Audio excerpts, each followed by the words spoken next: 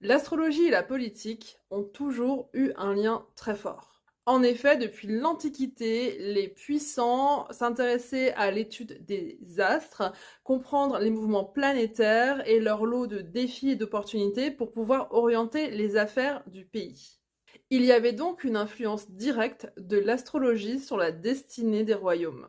En politique moderne, les dirigeants des pays continuent de faire appel à des astrologues pour pouvoir prendre des décisions basées sur les périodes les plus favorables et comprendre les défis. Des personnes comme Ronald Reagan aux États-Unis ou même François Mitterrand, dont l'astrologue Elisabeth Tessier était très connue et intervenait sur les plateaux de télévision. Et qu'est-ce qu'il vient nous dire, ce lien entre astrologie et politique? L'astrologie et la spiritualité ne peuvent pas être déconnectées du réel. En tant que personnes incarnées, nous avons le devoir d'agir dans notre société et c'est ce que nous rappelle l'astrologie. Nous nous sommes incarnés dans une période particulière pour œuvrer de manière particulière. L'astrologie nous rappelle que le travail d'une vie, c'est à la fois se développer personnellement, apprendre à s'aimer personnellement et comprendre son alchimie personnelle, mais en parallèle, faire partie d'un collectif et aider ce collectif à aller mieux. Je connais des gens qui se disent spirituels mais qui ne votent pas.